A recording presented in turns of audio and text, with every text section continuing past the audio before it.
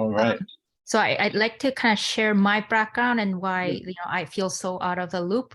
Number one, I've never been into politics or running for stuff, or I'm not the type who was a student president or anything like that. So totally like kept myself out of it. But I realized, nope, I do need to know this stuff. And I'm not a family doctor, and I often associated Doctors of BC and a lot of negotiation with family doctory stuff. Apologies to family doctors, because I'm not fee for service. I'm salaried. I didn't even consider service contract because I'm so lazy with financial and stuff. But I recognize the new deal that was made, and no idea it was in the works, affects me too. But through the WhatsApp group, I realized, oh, I don't actually know how things work in between Doctors of BC and the government and all of that. I mean, I considered applying to one of those committees at some point. I think I didn't get accepted. I'm like, okay, I won't try that again. But I would love to hear from people about how does that work? Like, what is Doctors of BC really? And like in this PMA agreement and all of that, like that's happened before. A lot of those happens before, and you guys have gone through it. Like, how does that come about?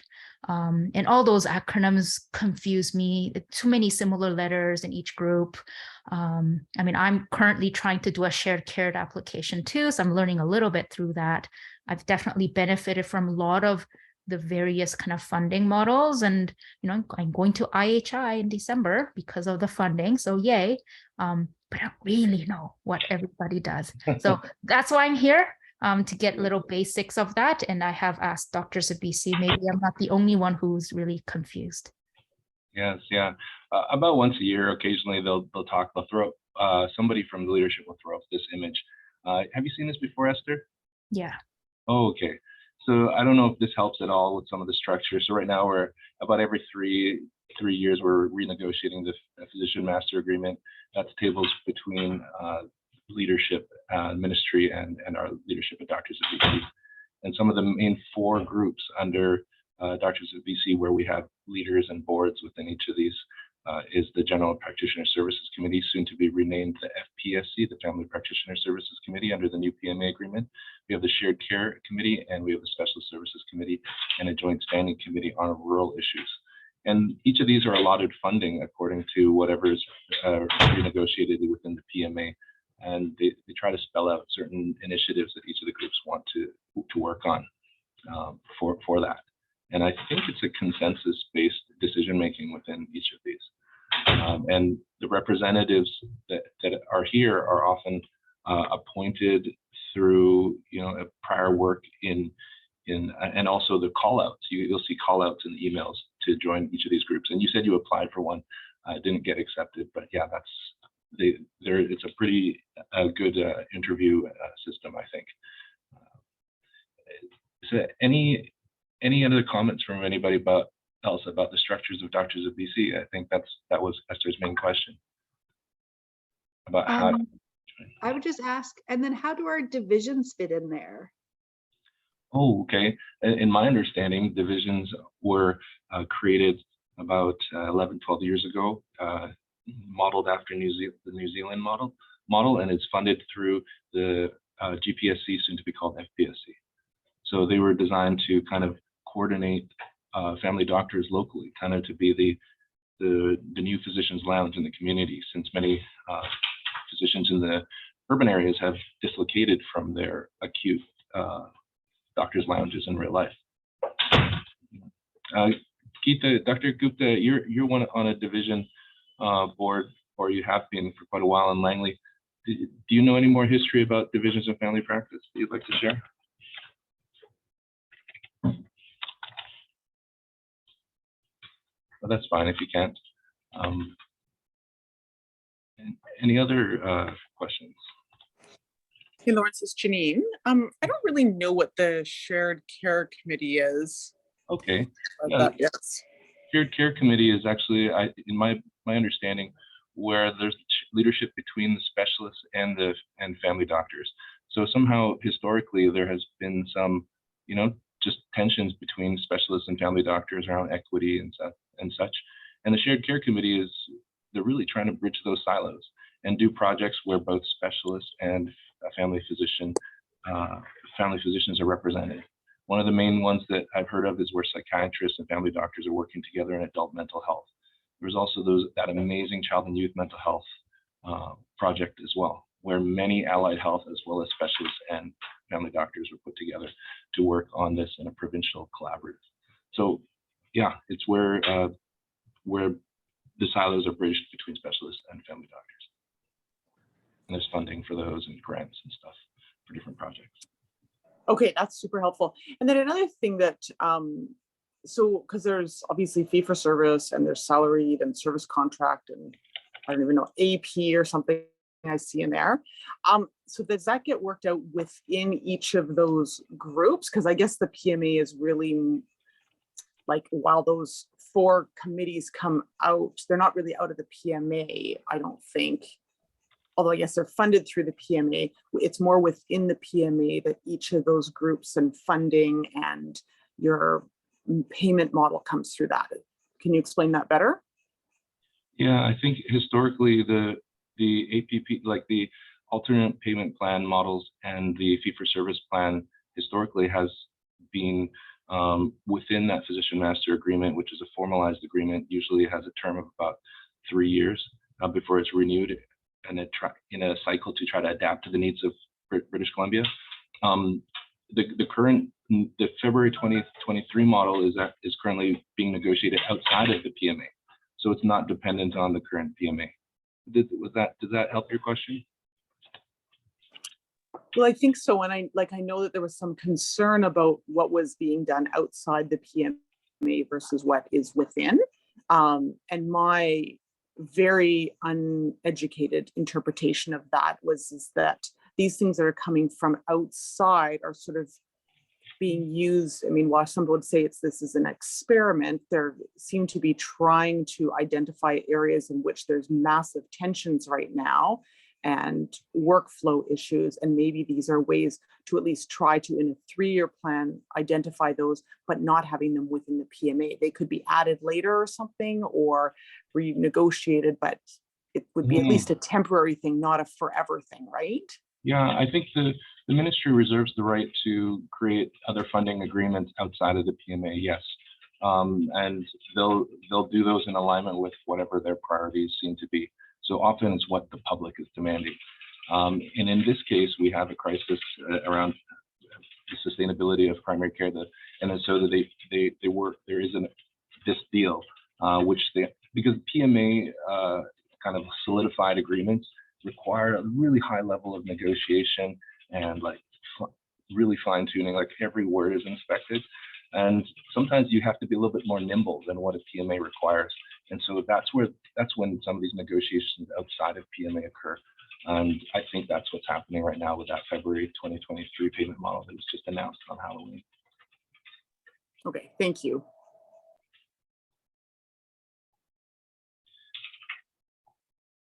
I am not a specialist in any of this. It's just stuff that I've absorbed over the time, and I don't know if I'm correct or not. So Caroline, please speak up if I'm out of line or off base. No, Lawrence, thank you so much for putting this together in very short notice. I think it's the first step to, can you hear me? Yes, hear you just fine. Perfect. Yeah, that's great.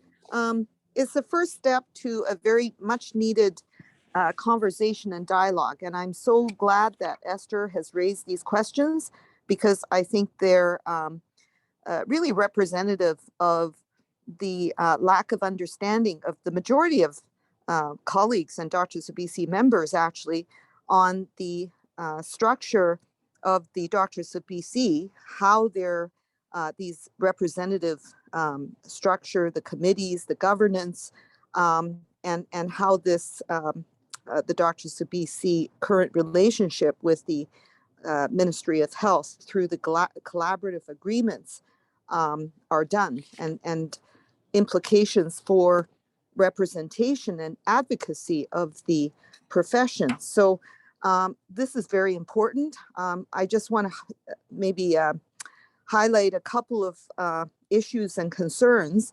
So the diagram that you put up, it's excellent. It's really focused on funding of the collaborative committees. These 4 collaborative committees are a creation since the 2006 working agreement. At that time, there was a master's agreement, working agreement. So I was on the board at that time. And so prior to that, there were no collaborative committees. The GPSC, I think, came into being in the early 2000s. The first was the joint collaborative committee for the rural services. And then after that, in 2006, this collaborative process was expanded to include the SSE, which is for specialists, and shared care. So that's the evolution of that. I think it's important to understand the relationship of the collaborative committees with the Doctors of BC because this is something that also is an experiment. Prior to the collaborative committees, the negotiations process was always done between, then it was BCMA, British Columbia Medical Association, negotiating on behalf of all BC doctors. It's a representative association that has the right to represent all BC doctors in negotiations with the BC government. And so usually it was, it came out in terms of the fee increase, because the vast majority are fee for service, and the alternate payment is a small proportion. I know it's increasing, but even today, Adrian Dix said that 80% of family doctors are still under fee for service, and the alternate payment docs are increasing. So from negotiating fee increases, so whether it's 1% or 2%, and it's fairly straightforward. It could be for whatever term, 2 years, 3 years. So this is really a contract on behalf of all the doctors of BC, and it is also it protects us because a contract usually cannot be broken. Of course, the government does have legislative authority. In fact, in year 2000, I think we remember clearly the McEachran arbitration. It was just unilaterally extinguished by the then BC government, and the arbitration award went in our favor. So that was really quite a landmark. So the board decided in the mid-2000s to move towards a collaborative relationship with the government. In other words, there was a lot of, there was a confrontation, over the years between the profession and BC government. In the late 90s, there were RAD days, reduced activity days. The government would unilaterally try to prorate or reduce our fees if the total budget was exceeded. So that was what was happening in that day. And then after the extinguished arbitration award, the board decided to take a different approach. If you can't beat them, we have unequal powers. Maybe we can try to work together. So that was the origin, and I was on the board at that time. And so I think the question now is, what should be the future direction of the Doctors of BC as the representative body and in advocating for the interests of BC doctors? And it's interesting that since the origins of the collaborative agreement and the committees, there has never really been an evaluation of how effective this has been for the profession. And I would say that this is something that needs to be done. As far as the Esther is also the excellent question is, what is Doctors of BC?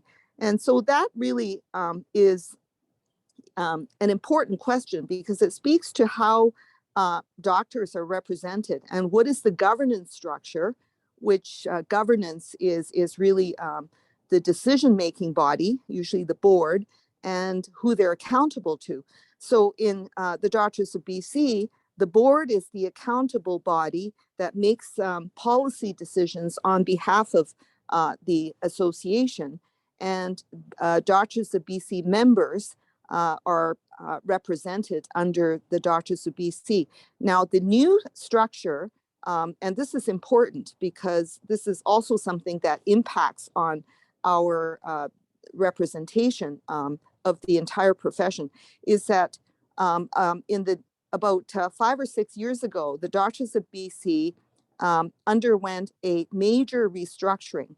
So from a large board of about 38 geographical representatives, mostly by districts, with SSPS and SGP also on the board, that's specialists and GP representatives, it was changed down to a small board of about 9 people, or of 9 members on the board now, and with a large RA or representative body association. So a representative assembly of now 108 members representing all the different specialists and their sections, and also general practice or family doctors with representation through districts. They're elected by the general membership.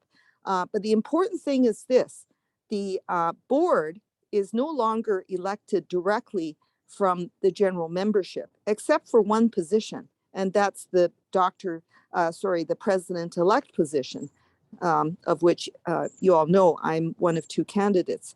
The rest of the board, so the board is the president-elect, and then the other 7 members of the board are elected by the RA. So the representative assembly, which is elected by the general membership, is now the body that also represents, not only represents, but elects the members' majority of the board. And the board is the decision-making body. The RA is advisory to the board, but it does have an important function because it also elects the majority of the board. And in theory, the board is accountable to that as well as to the general membership. So I guess on the collaborative committee, I just want to end by saying, an overall, this overview is that the time is overdue, I think, to consider with all the funding and the work that has gone through, including many pilot projects and QI and development of complex fees, really incentive payments as a way to solve the disparity between the specialists and the GPs. That was the origin of the GPSC, as a way to put money to incentivize full service family practice. And the last thing, to answer the question of where the divisions of family practice came from, and it is also underfunded under the GPSC, is it actually came as an idea from the Ministry of Health, the Deputy Minister.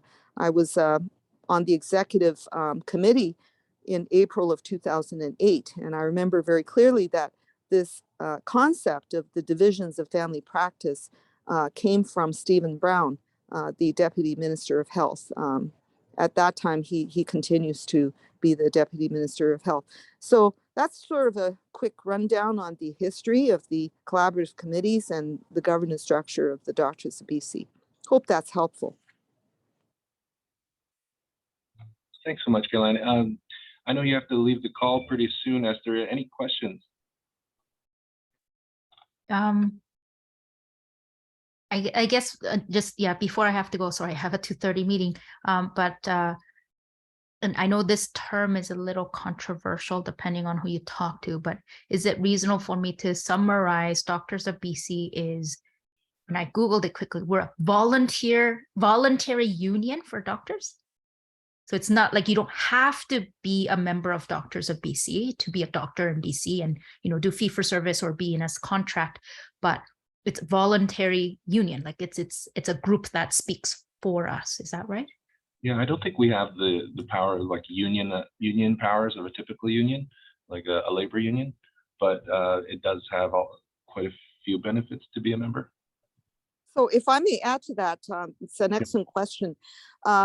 although membership is voluntary in that doctors are not forced or required to be members of the Doctors of BC. However, this is the only legal representation to negotiate and represent all BC doctors. So those who are not members, there is no other representative body or association that negotiates with the BC government. Thanks for clarifying that, Carolyn. That's helpful. And I think, Esther, the other thing I find helpful to put in context too is the offshoot organization. So then exactly that, but then how do things like BC Family Doctors, which is, you know, like a subset, how does that all play into things when we're trying to figure out who do we talk to for advocacy? You know, and how does the BC College of Family Physicians versus the BC College of Physicians and Surgeons, like also, again, outside of negotiations, of course, but you're right, like there's so many organizations and so many acronyms, it's really hard to know where everything is fitting in when you're first coming in. So I wonder if, you know, like you're already kind of pulling together, Lawrence, some of that, how our various organizations, which one's got the governance role, which one has more of the advocacy piece, how does our division play in? I think that's really helpful to. Yeah, so there's a group called BC College of Family Physicians, and they did a great job in assisting with advocacy. They are the local chapter of the Canadian College of Family Physicians, right? BC Family Doctors. David May, I believe, is the current president. And so they're an advocacy body. They also assist with some CME activities. They also run a conference typically each year with CME and resource partnership. They are, I think they're funded through our CCFP dues, and there's probably some other national funding methodologies. And then the other one, the BC Family Doctors, that's what used to be called Society for General Practitioners. They're kind of the section for family doctors in Doctors of BC, and they are, in my opinion, the biggest advocates for family doctors. And only 50% of longitudinal family doctors actually pay dues for that section for the BC Family Doctors. One of the really strong things that BC Family Doctors does is it has a fee guide, a billing fee guide, because our historical fee-for-service billing does have some complexity, and they actually run training on it. I remember taking a class from Dr. Jaime Fox and Dr. Tracy Monk one time around billing for primary care. And if anybody who pays dues can access their online billing fee guide, that's BC Family Doctors. It used to be called Society of General Practitioners.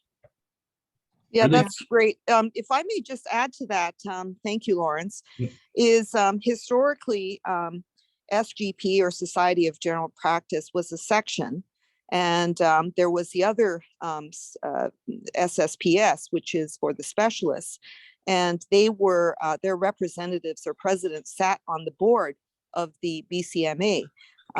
However, they became separate societies with their own independent governance structures and board, as well as district representatives. So, and this is related to the negotiations structure, in that the Doctors of BC, or BCMA, negotiates on behalf of the whole profession with the government, and then they get a pot of money, and this is then distributed through a process of macro allocation, which goes to the Specialist Society and the GP Society.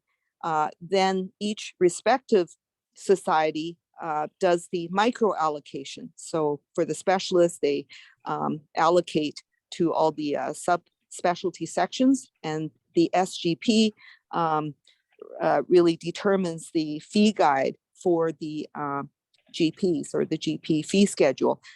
So they're separate societies, but obviously they are they work closely with the Doctors of BC, and also the BC Family Doctors send representatives on the negotiations committee with the government. And yeah, there are quite a few times where BC Family Doctors and BC College of Family Physicians actually collaborate on things. I remember there was a great conference called Just the GP. It was kind of a provocative name for a conference, and it was a collaboration. And of course, within this whole past year, they've collaborated to advocate around the reality of family practice for many family doctors. And I think Esther's probably hopped off by now. Yep. Anything else? I probably have about 5 more minutes I could spend on here, and then we'll close the meeting. Anything else on your mind, Kelsey? Well, the other piece I find that is often missing is, first off, as people are busy seeing patients all day generally, we have to understand this basis of governance and how things all work. But even bigger picture, so even if we know what our organization is advocating for, how do we even know what our overarching province of BC strategic plan is for primary care in BC?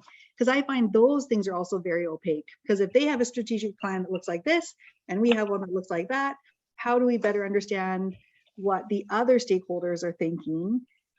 And I understand from Rita's talk today that they're not necessarily even communicating with some of our primary care researchers. So, I'm hoping in future we'll see more building of bridges between, versus always what feels like more of an oppositional negotiation. We're behind this curtain, we're the other team's behind the other curtain. But again, more bridges. That's Yeah, what I hope to I see. totally agree. Most of the Ministry of Health strategic plans are published on the government websites, but very few of us actually go on there to look at them. Most of the people who actually have significant influence at the tables, they're already sitting at the table with representatives of the ministry, so they don't usually look at those websites. And then we're all inundated with emails, so they don't really share out those things a lot. But many of the priorities are things that you do know. They're often talked about on the press. The opioid crisis remains a priority. Primary care remains a priority. Surgical restarts remains a priority. Those are the top 3 priorities that I can think of right now. So I think this is a key question, perhaps for the next forum. Regarding the strategic plan of the BC doctors or Doctors of BC, I think that's the key. And my hope is that this will be done through an inclusive process that engages all the members on the future direction of how the members and the different groups should be represented. So it's not just done through a negotiations process, but to develop and continually revisit the future direction of family practice. I want to say something that's very important, because I know we read and hear about it in the media, but there are different directions that I believe Minister Dix is taking, and there's obviously different opinions on the future direction of primary care and the role of family physicians. But I think most of us hear about team-based care, and what Adrian Dix is trying to do also is to move family doctors away from fee-for-service to be paid under alternate payment arrangements and contracts, such as through the primary care networks and UPCCs. So this is something it's a very important topic on the future direction, because the team-based care model in effect replaces family doctors as in the delivery of primary care to be shared with a team or group of nurse practitioners, allied health professionals, and with or without family doctors. But what needs to be worked out under the team-based model, and it still needs to be, is what are the roles and the roles and responsibilities of the different people on the teams.